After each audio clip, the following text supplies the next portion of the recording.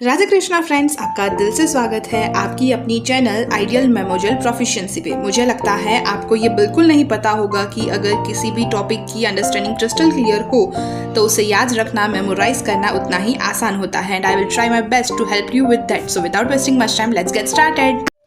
Hello and welcome back to the another video of organon of medicine, जिसमें हम random topics कर रहे हैं फ्रॉम नागेंद्र बाबू बुक। जिसमें हमने कल के वीडियो से केस टेकिंग को स्टार्ट किया, उसी टॉपिक को कंटिन्यू करते हुए आज हम करने वाले हैं difference in the procedure of case taking in acute and chronic disease which is given in the aphorism 82। Case taking हमने कल की वीडियो में पढ़ा था, बेसिक इंट्रोडक्शन, डेफिनेशन एंड जो भी डिफरेंस है between allopathy and homeopathy case taking, और जो भी डायग्नोसिस का इंपॉर्टेंस है वो थोड़ा बहुत कि क्या डिफरेंस है, वो सारी चीज़ों को देखा था। आज हम करने वाले हैं यहाँ से स्टार्ट। और देखो, आज के टॉपिक्स में हम सबसे पहले ये डिफरेंस करेंगे कि क्या डिफरेंस होता है एक्यूट और क्रॉनिक केस टेकिंग में, और फिर during case taking the physician should be aware of how much things, मतलब कौन सी ऐसी चीज़ें हैं जिसके बारे में फिजिशियन को ध्यान रखना है। उसके टोटल 6 से 7 पॉइंट्स है, उसको हम आज डिस्कस करेंगे। तो without wasting much time, let's get started. तो difference in the procedure of case taking in acute and chronic disease. तो सबसे पहले एक्यूट डिसीज क्या है और क्रॉनिक डिसीज क्या है, ये आपको पता होना चाहिए। एक्यूट डिसीज यानी कि जिनका रैपिड ऑनसेट है, रैपिड कोर सडन ऑनसेट है, रैपिड कोर्स है and which will turn either into recovery और डेथ, उसको हम बोलते हैं एक्यूट डिसीज। वहीं उसकी ऑपोजिट में जो क्रॉनिक डिसीज है उसका स्लो ऑनसेट है, लाइफ लॉन्ग कोर्स है, विच मे और may not be turn into recovery. तो वहाँ पर रिकवरी दिलवाना थोड़ा मुश्किल होगा। तो ये सब हमने एक्यूट और क्रॉनिक डिसीज को हम 5th एफोरिज्म से जब पढ़ेंगे तब वहाँ पर थोड़ा डीप में करेंगे। अभी difference in the procedure case taking acute and chronic disease जो एफोरिज्म 82 में दिया गया है। तो सबसे पहला एफोरिज्म है जो केस टेकिंग का, वो है 82 एफोरिज्म। वहाँ पर ये डिफरेंस बताया गया है। अब ये हमने जान लिया कि एक्यूट डिसीज क्या है, क्रॉनिक डिसीज क्या है। तो बेसिकली केस टेकिंग में हम सारी हिस्ट्री लेते हैं। तो आपको थोड़ा बहुत अगर अपने आप से सोचो तो क्या पूछोगे आप एक्यूट डिसीज में, कब से हुआ है, क्या क्या हो रहा है, कौन सी चीज़ पहले हुई, कौन सी चीज़ बाद में हुई, और ये सब बताना पेशेंट के लिए भी आसान होगा क्योंकि ये एक्यूट डिसीज है। क्रॉनिक डिसीज में कई बार पेशेंट को खुद को ही याद नहीं होता कि कब से उसको ये सब चीज़ें हो रही है। कई चीज़ तो उनकी लाइफ में बिल्कुल नॉर्मल रेगुलर रूटीन में ही इंक्लूड हो जाती है कि हाँ वो तो अभी है, स्वीकार लिया है उन लोगों ने कि अब उसमें कुछ नहीं हो सकता। तो वो चीज़ें वो आपको बताएंगे भी नहीं। तो उसमें आपको थोड़ा एफिशिएंटली आपको वर्क करना पड़ेगा, पूछना पड़ेगा। तो इसीलिए दोनों की केस टेकिंग है वो डिफरेंट हो जाती है। हैनेमन सर ने जो केस टेकिंग बताई है वो मेजरली एप्लीकेबल होती है इन the case taking procedure of chronic disease. लेकिन एक्यूट केस में आपको क्या लेना है वो बहुत ही कम है, माइन्यूट। अगर आपको क्रॉनिक डिसीज की केस टेकिंग आ जाएगी तो एक्यूट डिसीज में उतना ज़्यादा कुछ है नहीं। ये जो मैंने अभी आपको चीज़ें बताई वही सब चीज़ें यहाँ पर इस पेज में दी गई है, लिखी गई है। एक बार रीड करते जाते हैं, समझते जाते हैं। The case taking procedure differs from the acute to chronic disease, यानी कि दोनों केस टेकिंग प्रोसीजर है वो डिफरेंट है, एक्यूट केस टेकिंग की भी और क्रॉनिक डिसीज की केस टेकिंग की भी।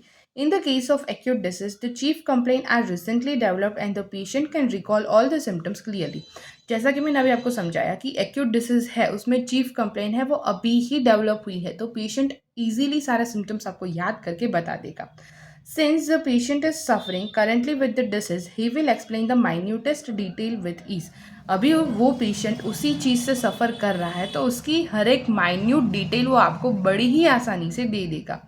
Hence, less time is required in tracing the exciting cause and the picture of the disease. और इसीलिए कम टाइम लगता है exciting cause को ढूंढने में। एक्साइटिंग कोज, मेंटेनिंग कोज, फंडामेंटल कोज याद होंगे। अगर नहीं याद है तो आप एक बार फिर से जाकर 5th एफोरिज्म के बेसिक इंट्रोडक्शन में एक्यूट डिसीज, क्रॉनिक डिसीज और ये तीनों कोज के बारे में बताया है, एक बार पढ़ लो। ना समझना है बता देना, वीडियो अपलोड कर दूंगी। So hence less time is required in tracing the exciting cause. Exciting cause यानी कि वो कॉज जिसकी वजह से डिसीज कंडीशन है वो एक्साइट हुई या फिर लेटेंट सो रहा है वो अपने वर्क में आ गया। उसके लिए एक्साइटिंग कोज फाइंड करना और डिसीज का पिक्चर बनाना ईजी हो जाता है एक्यूट केस में। But in the case of chronic disease the condition is more complicated. लेकिन जो क्रॉनिक डिसीज का केस है उसमें कंडीशन है वो थोड़ी ज़्यादा कॉम्प्लिकेटेड है। क्योंकि in the chronic disease the fundamental cause is hidden somewhere in the history of the patient. जो फंडामेंटल कॉज है वो यानी कि मियाज्म वो कहीं पे भी पेशेंट की हिस्ट्री में छुपा हुआ है। Even the patient may not recall the exact date of origin of the disease. कई बार पेशेंट को खुद को भी एग्जैक्ट डेट क्या थी ये डिसीज की ओरिजिन की वो याद नहीं रहता, and exact cause of the illness और एग्जैक्ट कॉज क्या था उनकी करंट इलनेस का वो पता नहीं होता। It is not only enough to collect the signs and symptoms of the patient, और इसीलिए सिर्फ साइंस और सिम्टम्स को कलेक्ट करना क्रॉनिक केस टेकिंग में एफिशिएंट या फिर इनफ नहीं होगा to make prescription, but it is necessary to observe the circumstances and the environment in which the patient spends his time and which deeply affects his psycho-neuroendocrinal axis and produce indisposition or several types of disturbance leading to disease। यानी कि सिर्फ signs और symptoms are not important prescription बनाने के लिए, ये भी ज़रूरी है कि कौन सी कंडीशन में पेशेंट रह रहा है, उसके आसपास कैसा एनवायरनमेंट है, चाहे वो एनवायरनमेंट फिजिकली हो या फिर मेंटल लेवल पे कौन सी कहीं कहीं उसकी कुछ दिक्कत तो नहीं आ रही है, किसी के साथ कुछ प्रॉब्लम नहीं है या फिर वो चीज़ें उसको अफेक्ट नहीं कर रही है। तो एनवायरनमेंट पूरा चेक करना है पेशेंट का, जहाँ पर पेशेंट ज़्यादातर अपना टाइम बिताता है। फिर डीपली ये एनवायरनमेंट है वो उसको डीपली अफेक्ट करता है साइकोलॉजिकल लेवल पे भी, न्यूरॉन्स के लेवल पे भी, एंडोक्राइनल एक्सिस पे भी। तो ये तीनों पूरी एक्सिस हैं, उस पर उसका क्या असर हो रहा है ये भी जानना है आपको, जिसकी वजह से इंडिस्पोजिशन प्रोड्यूस हो सकती है या फिर कोई भी डिस्टर्बेंस अगर प्रोड्यूस हुआ है पेशेंट की बॉडी में जिसकी वजह से ये डिसीज तक पहुंची है बात, तो वो सब आपको जानना है, पूरी डिटेल में केस टेकिंग करनी है। Okay, chronic disease may be due to miasms, chronic disease may be due to miasms maintaining cause और इवन स्यूडो कॉजेस। तो क्रॉनिक डिसीज है वो मियाजम्स की वजह से भी हो सकता है, यानी कि फंडामेंटल कॉज मेंटेनिंग कॉज की वजह से भी हो सकता है। मेंटेनिंग कॉज जिसको हम स्यूडो कॉज बोलते हैं, तो ये उसकी वजह से भी हो सकता है। Sometimes the medicine the patient is taking may cause the illness. कई बार क्या होता है कि पेशेंट जो दवाइयाँ ले रहा है उसी की वजह से पेशेंट को बीमारियाँ शुरू हो रही है, which we call iatrogenic disease, जो अननोन ऑरिजिन से है या फिर मेडिसिन की वजह से ही है जो हार्मफुल इफेक्ट प्रोड्यूस कर रही है। So much time and skill is required from the physician side, और इसीलिए फिजिशियन साइड से बहुत ही ज़्यादा टाइम, पेशेंस और स्किल्स की रिक्वायरमेंट होती है, ताकि आपको बहुत डिटेल में जानना पड़ता है कि एक्चुअली दिक्कत दिलाने वाली चीज़ कौन सी है। He has to patiently investigate the past history, family history and treatment history of the patient। और जो भी डॉक्टर है, जो भी फिजिशियन है, उसको पेशेंटली मतलब बहुत ही शांति से पूरी पास्ट हिस्ट्री को, फैमिली हिस्ट्री को और ट्रीटमेंट हिस्ट्री को, पेशेंट की तीनों हिस्ट्री को अच्छे से एनालिसिस करना है, इन्वेस्टिगेट करना है। Every single detail has to be collected carefully. हर एक छोटी छोटी बात को केयरफुली कलेक्ट करना है। During chronic case taking significant points in the whole history of the patient suffering with chronic disease like the physical constitution, moral and intellectual character, his occupation, mode of living and habits, social and domestic relations, his age, sexual functions, etc. are to be taken into consideration, which is also mentioned in aphorism number 5th। So chronic case taking में बहुत सारे points है जो importance दिलाते हैं अपने आप की, कि वो पॉइंट्स बहुत ही ज़्यादा इंपॉर्टेंट है, आप उसको वहाँ पर इग्नोर नहीं कर सकते। जैसे कि आपकी पूरी पेशेंट की हिस्ट्री में आपको क्या लेना है कि क्रॉनिक डिसीज में जो भी वो सफरिंग है उसके बारे में डिटेल में आपको जानना है।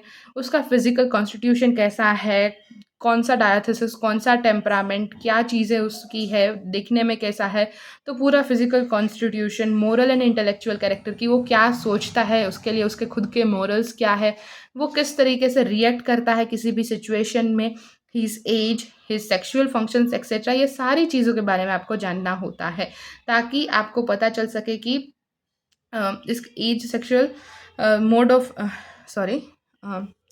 Sexual functions etcetera, mode of living, social and domestic relations, कि कैसे वो रहता है, क्या उसकी हैबिट्स है, क्या उसके सोशल रिलेशंस है, डोमेस्टिक रिलेशंस है, और इसके बारे में वो क्या सोचता है। ये सारी चीज़ें आपको कंसिडरेशन में लेनी है। ये 5th एफोरिज्म में दिया गया है। अब जब भी कॉन्स्टिट्यूशन के बारे में वीडियो बनाऊंगी आपको ये क्लियर हो जाएगा कि ये सारी चीज़ों का कैसा इंपॉर्टेंस है। In short, the careful anamnesis means recollection या फिर collection of the data has to be done in chronic cases. So case taking is chronic disease is more industrious than the acute disease. और इसीलिए जो case taking है chronic disease का वो थोड़ा ज़्यादा effortful industrious है than acute case taking. And the guidelines Hahnemann gives are exactly applicable to chronic case taking than to acute case taking. और Hahnemann सर ने जो भी guidelines दी है वो applicable है chronic case में rather than मतलब ज़्यादातर क्रॉनिक केस में rather than acute case taking. तो यहाँ पर हमने देख लिया कि क्या डिफरेंस है एक्यूट और क्रॉनिक केस टेकिंग में. अब आते हैं during case taking the physician should B, मतलब क्या चीज़ें फिजिशियन को करनी है केस टेकिंग के दौरान, कौन सी बातों का ध्यान रखना है. It is mentioned in aphorism number 83. तो 82 एफोरिज्म में क्या मेंशन है, ये मेंशन है कि डिफरेंस क्या है एक्यूट और क्रॉनिक केस टेकिंग में. 83 एफोरिज्म में during case taking the physician should be aware of what things.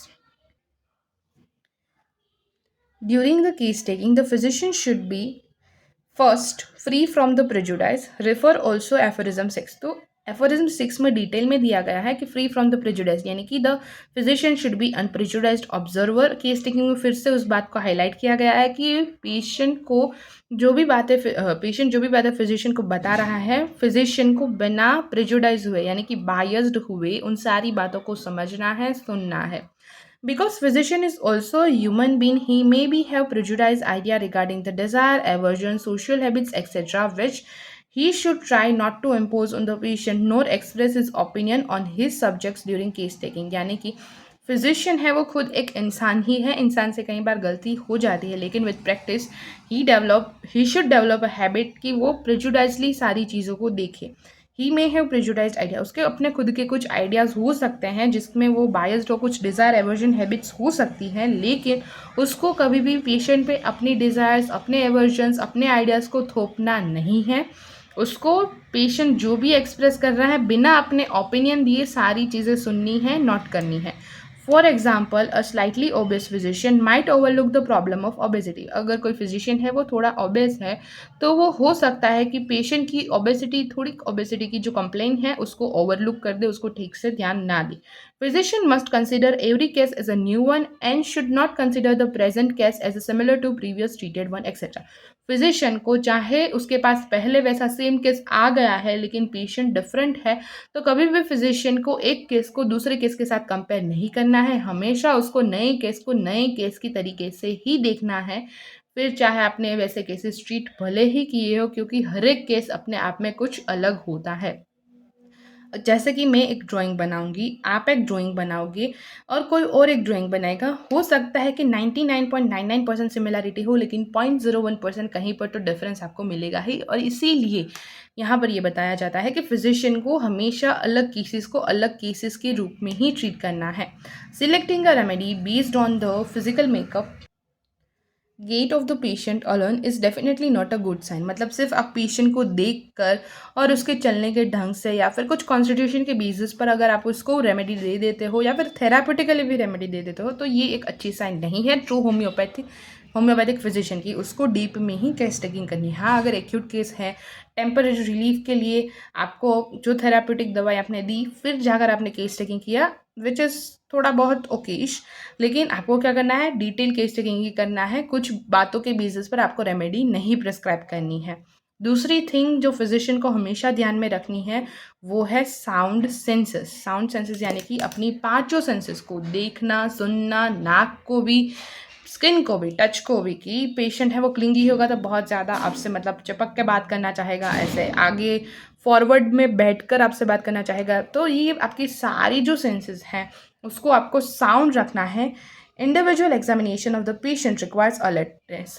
Individual examination के लिए कि इंडिविजुअलाइज कैसे करना है आपको पेशेंट को, उसके लिए आपकी की अलर्टनेस होनी बहुत ही ज़्यादा इंपॉर्टेंट है from the physician side throughout the case taking. Physician may have to employ his senses in undisturbed, uninterrupted and unbiased way to identify the peculiar uncommon characteristic symptoms of the patient. मतलब आपको कोई भी hint कहीं से भी मिल सकती है, इसीलिए आपको बिना डिस्टर्बेंस लाए, बिना इंटरप्शन किए, बायस्ड हुए बिना पिक्यूलर क्वेर अनकॉमन कैरेक्टरिस्टिक सिम्टम्स जो है पेशेंट को उसको नोटिस करना है। कई बार ऑफेंसिव स्मेल लेकर आता है पेशेंट, तो ऑफेंसिव पर्स्पिरेशन है, उसको नहाना नहीं पसंद है। आप ऐसे क्वेश्चंस पूछ सकते हो अगर आपकी साउंड सेंस है, आप अगर ध्यान से फोकस करके देखोगे, क्योंकि माइन्यूट डिटेल है, पेशेंट कैसे चलता है वो देखना, पेशेंट कैसे बात कर रहा है, उसके जेस्चर्स क्या है, ये सारी चीज़ें भी मैटर करती है।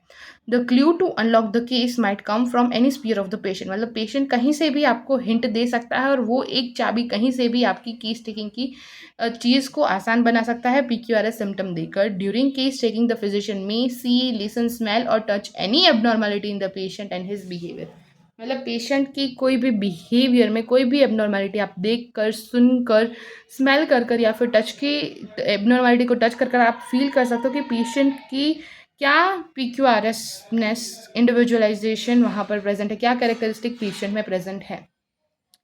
तीसरा पॉइंट जो है वो है correct and complete observation of facts and phenomena, यानी कि आप ध्यान से करेक्ट वे में और कंप्लीट ऑब्जर्वेशन करो, सारे जो भी फैक्ट्स और फिनोमेना पेशेंट बता रहा है उसका सही ऑब्जर्वेशन और कंप्लीट ऑब्जर्वेशन, क्योंकि अधूरा घड़ा भी जैसे छलकता है वैसे अधूरा ज्ञान इज़ नॉट गुड। आपको पूरी बात ही जाननी है, पूरा ऑब्जर्व करना है। अगर आपको कुछ चीज़ लग रही है तो पेशेंट से कंफर्म कर लो, सिर्फ अपने बेसिस पर वो लिख मत दो। सो फैक्ट्स और फिनोमेनास के ध्यान में रखते हुए ही आपको प्रॉपर ऑब्जर्वेशन करनी है। This is possible only by proper attention, जब आप प्रॉपर अटेंशन दोगे तभी ये चीज़ संभव होगी। He must be so alert that no abnormality regarding the patient escapes his notice, मतलब फिजिशियन को इतना ज़्यादा अलर्ट रहना है कि कोई भी एबनॉर्मलिटी पेशेंट में अगर हो तो वो आपकी नोटिस के बिना वहाँ से जाए नहीं, मतलब पेशेंट ने कुछ मूव भी किया तो वहाँ पर भी आपको कुछ कैरेक्टरिस्टिक मिल सकती है, कुछ बोलने पे भी मिल सकती है, तो वो आपको इतना अलर्ट होना पड़ेगा कि कहीं से भी आपको कुछ हिंट मिल सकती है, आपको बिना उसको नोटिस किए नहीं रहना है, हर एक छोटी छोटी चीज़ को नोटिस करना है। Hahnemann in his medical observer writes, true is that the careful observer alone can become the true healer of the disease, यानी कि जो एक केयरफुल ऑब्जर्वर है वो अकेला ही एक ट्रू हीलर बन सकता है डिसीज का, क्योंकि वो उसको पता है कि कैसे ऑब्जर्वेशन करनी है।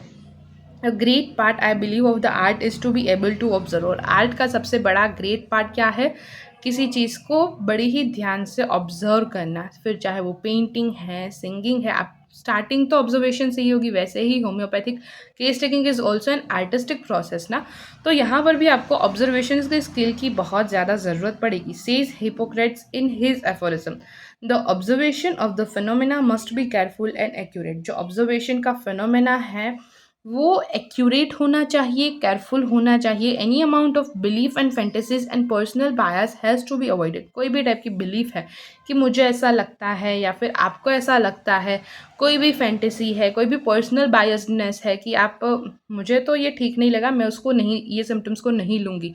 सो दिस पर्सनल बायसनेस, कोई भी फैंटेसीज हैं, ये सारी चीज़ें अवॉइड होनी चाहिए केस टेकिंग के दौरान।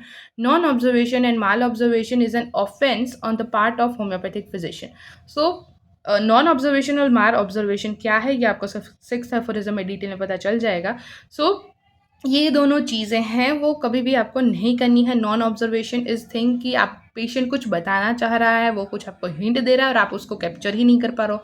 माल ऑब्जर्वेशन इज़ कि आपने सारी चीज़ें अच्छे से लिखी समझी लेकिन उसका इंटरप्रिटेशन ही गलत कर दिया। Both the things are wrong from the physician's side. Fourth one is fidelity. Fidelity means faithness to the homoeopathic principles is must, मतलब आपको होम्योपैथी की प्रिंसिपल्स पर भरोसा होना चाहिए। आपको सारे cardinal principles, law of similar, law of minimum जैसे फंडामेंटल रूल्स हैं, कुछ जो हर रोज़ की प्रैक्टिस में आपको यूज़ करने हैं वो यूज़ करने ही करने हैं। आपको बिना डाउट उन सारी चीज़ों पे ध्यान देना है, उसको इम्पोर्टेंस देनी है, प्रायोरिटी देनी है और उस पर विश्वास रखना है। The recording of the data must be as per the guidelines given by the master, जो भी डेटा का आपने रिकॉर्डिंग किया वो कैसी होनी चाहिए, as per the guidelines by the master. The principles of homoeopathy are formulated in accordance with the ultimate nature's law, तो जो प्रिंसिपल्स है हमारी होम्योपैथी के वो सारे नेचर्स लॉ पे ही बेस्ड किए गए हैं, उस पे बेसिस पे ही फॉर्म किए गए हैं। तो आपको ध्यान से ये सारी चीज़ों को नोटिस करना है, ऑब्जर्व करना है, इम्प्लीमेंट करना है अपनी प्रैक्टिस में। The proper homoeopathic case taking is possible only by faithful adherence to the principles laid down by the master. और प्रॉपरली आप होम्योपैथिक केस टेकिंग तभी कर पाओगे जब मास्टर यानी कि हैनेमन सर ने जो भी प्रिंसिपल्स बताए हैं उसको आप लेड डाउन यानी इम्प्लीमेंट कर पाओ अपनी प्रैक्टिस में। Fifth point is properly recording the facts without omission. मतलब जो भी पेशेंट बोल रहा है उसको लिखते जाओ, कोई भी गलती किए बिना। और ऐसा नहीं कि सारी चीज़ें लिखते जाओ उसमें से फिर जब आप टोटलिटी बनाओगे तो जो चीज़ें आपको इंपॉर्टेंट लगे वो लेनी है, लेकिन आपको इंपॉर्टेंट लगे तो उसके लिए आपको सिर्फ लिखना नहीं है, ध्यान भी देना है कि किस इंटेंसिटी से वो बोल रहा है, क्या ग्रेडिंग है उस सिम्टम्स के। रेपर्टाइजेशन कर जब आप करना सीखोगे तब ये चीज़ें आपको ज़्यादा समझ में आएगी। So each and every symptom told by the patient may prove beneficial in the future in proper management of the case। और हर एक चीज़ अगर आपने लिखी है तो हो सकता है फ्यूचर में आपको कोई चीज़ हेल्पफुल हो उस प्रॉपर मैनेजमेंट ऑफ द उस केस के लिए, कि प्रॉपर मैनेजमेंट हो सके तो उसके लिए बेनिफिशियल हो। Hence every expression exhibited by the patient has to be noted down patiently. और इसीलिए हर एक चीज़ पेशेंट ने जो भी बोली है उसको अच्छे से नोट डाउन करना। He must understand the patient spiritually, emotionally, mentally, physically and socially।